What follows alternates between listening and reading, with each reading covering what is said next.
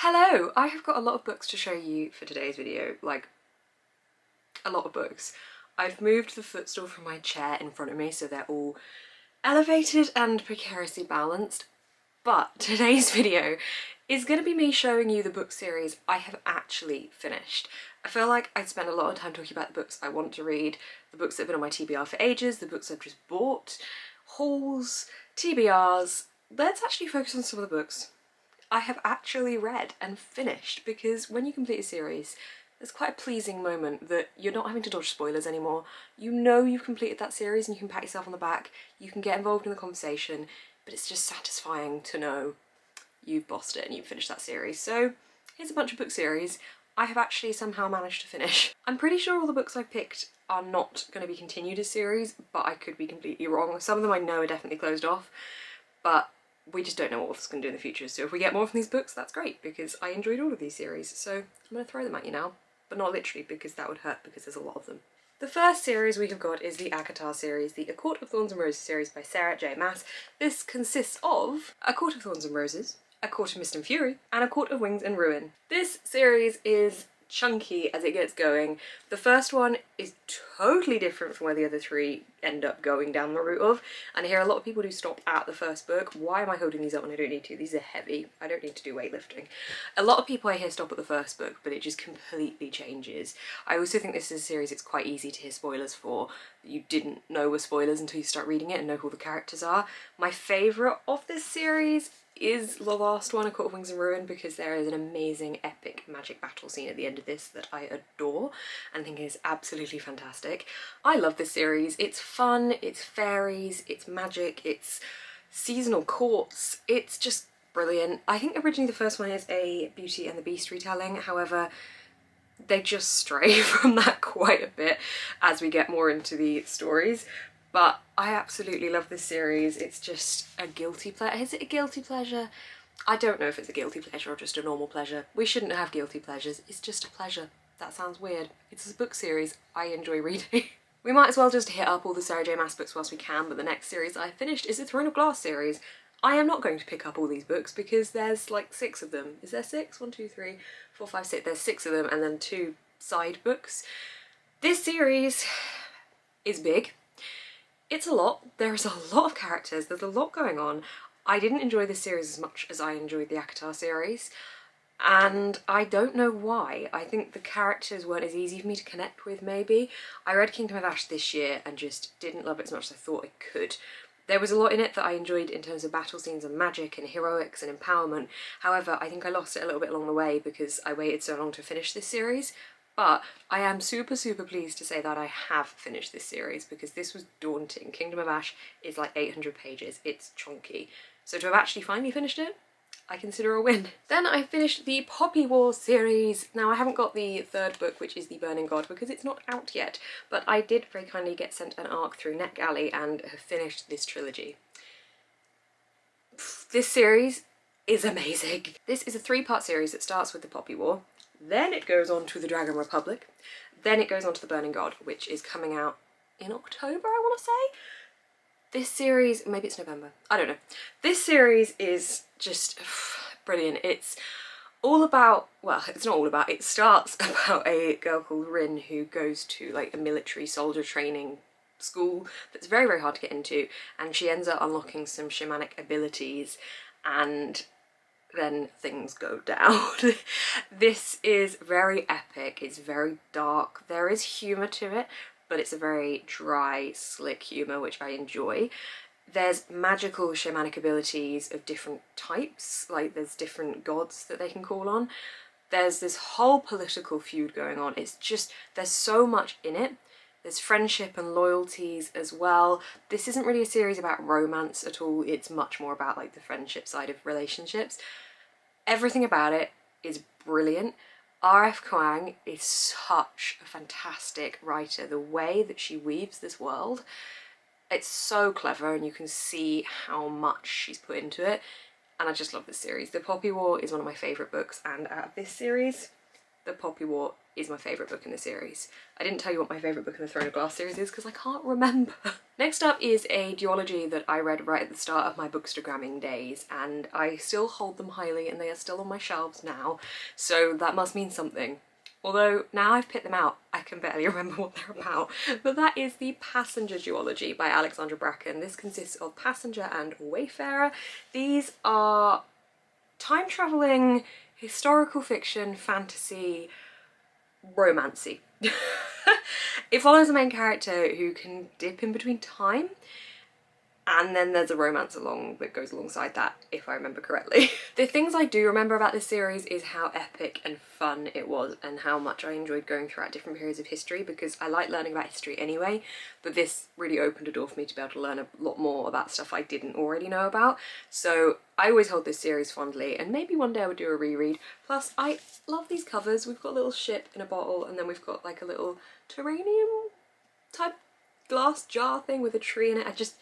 It's a fun series. I enjoyed it very much, and I think, if I remember rightly, my favourite was Passenger in this series. This really all is in no particular order, because next we're going to a contemporary, and that is the Lara Jean series, To All the Boys I've Loved Before.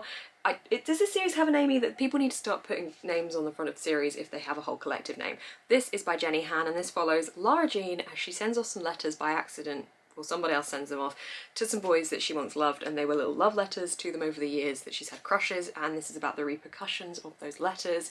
It's a fun contemporary. The audiobook for this trilogy is fantastic. I really enjoyed the narration of it and just following along with it like that. This is a really cosy, homely feeling book series that is just nice, and it's what you want from a contemporary. I don't often pick up contemporary, as you will see from all of these books that I am talking about today, but when I do, I feel like I really enjoy it because I know exactly what kind of contemporary I want to pick up. So I love this trilogy, and I am enjoying the fact that there are films coming out. They're a bit different to what I would have imagined, but at the same time, it just reinstates the nice cozy feel of these books. So I've completed this trilogy. I can't actually remember which one my favourite book from the three of them is, because in my head these kind of all merge together. It might have been the middle one, maybe? I like where this one goes with some developments, and I think the end one, is that this one? I've forgotten what order they go in. I think this one had some sadness to it. I can't remember, guys, I can't remember, but it's a fun series.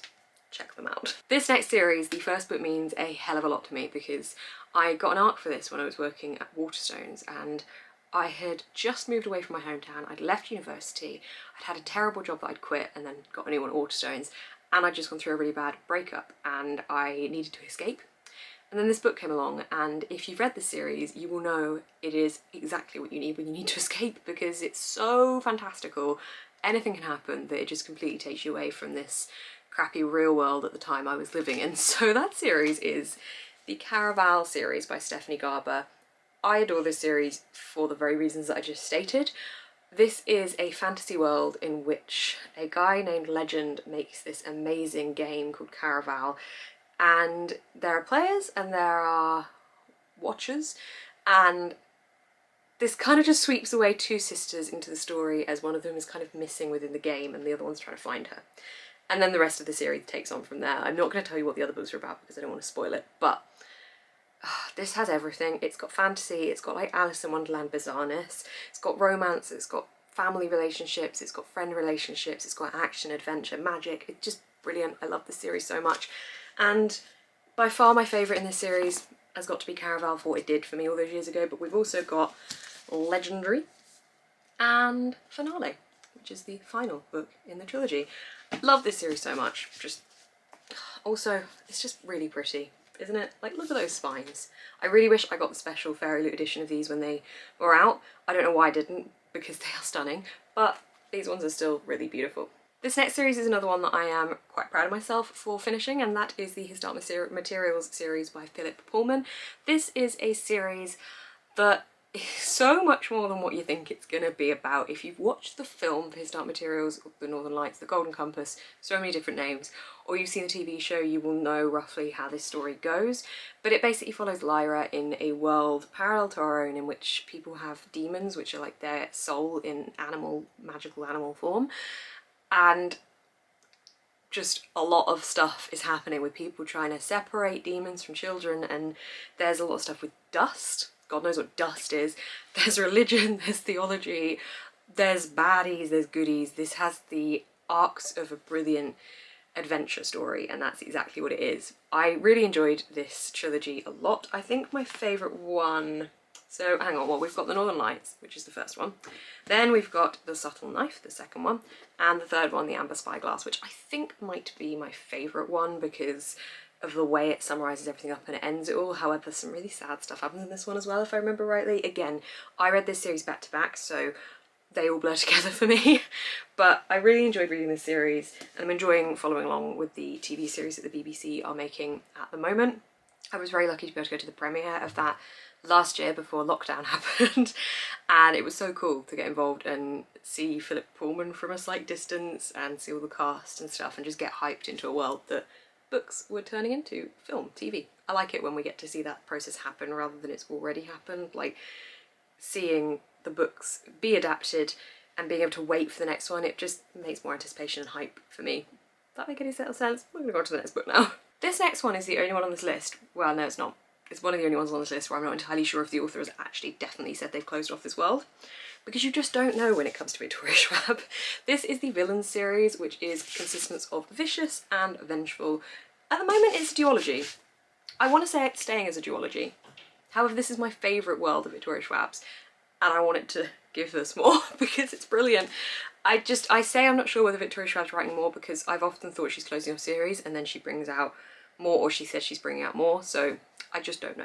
But this is a book series about extraordinary humans who have these magical abilities, kind of like heroes, I would say, in book form, and it's about one big villain and one big hero, except which is the villain and which is the hero.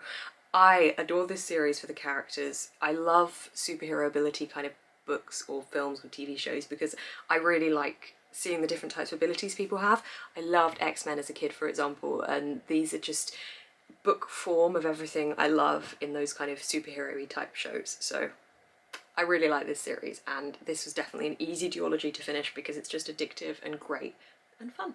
Following along again with Victoria Schwab, we have got the Darker Shade of Magic series, which I feel like she's writing another one of, or something along that line. Am I right? Am I wrong? Why is that in my brain?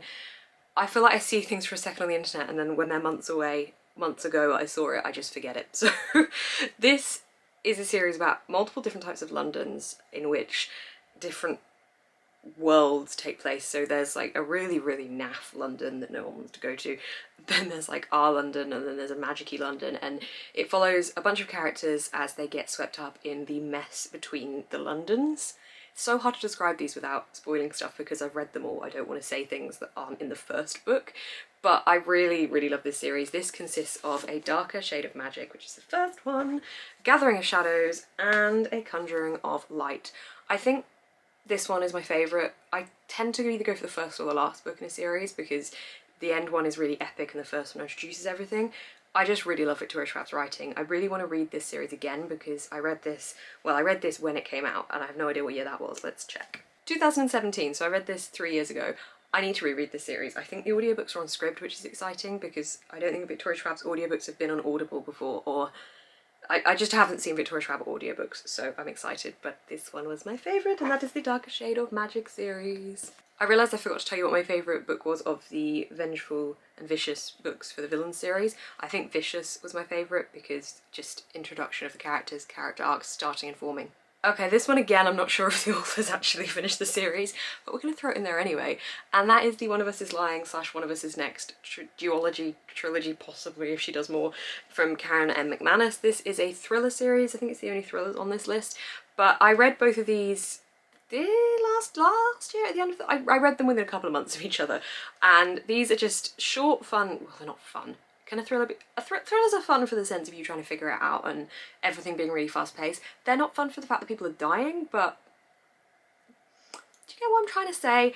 I really enjoyed them. The first one is a premise of 6 people are trapped in detention. An amount of people, 5 students are in detention, and then one of them somehow dies, but no one left the room, and it's all like who did it, who was the suspect, and it's trying to figure that out. And then the next book, I'm not even going to tell you because that'll kind of clue you into the ending of the first book. So I really enjoyed this book. They've got sprayed edges. this series is good. It's a good thriller series, it keeps you guessing, it's fast paced. I think I read the first one in one sitting, so that shows you how fast paced it is. I just really like YA thrillers, they're just what I need to sink my teeth into, particularly at this time of year. Oh my god, we've reached the end of this very long list. I feel like my brain has been a bit scattered as I've been describing these to you, and I also feel like the camera is really close to my face, but the tripod is where it normally is. Maybe I'm zoomed in. Hang on, am I zoomed in? No, I'm not zoomed in. Maybe my head's just become a bit bigger overnight. This next series is the final series, and I've just noticed that one of the covers has a bit of damage to it and I don't know why, and that's annoying me. But this is the Strange the Dreamer series by Laini Taylor. This book is one of my favourite books of all time. This is... it's just fantastic. It's a fantasy about a guy called Laszlo Strange who always knows there was something more to the world in this land called Weep, which is, everyone kind of says that Weep isn't real or Weep doesn't exist anymore or something like that. It's been a while since I read it, I know I love it. And Laszlo really thinks that Weep is there and Weep is a real thing, and then one day he gets picked up to go on an excavation to find Weep. And he finds Weep and a little bit more. This is about magic in a group of girls or a group of sisters who have these magical abilities. Laszlo being an absolutely adorable cinnamon bun who is just every reader encompassed into this book, I feel. He's just so sweet and cute and I absolutely love him.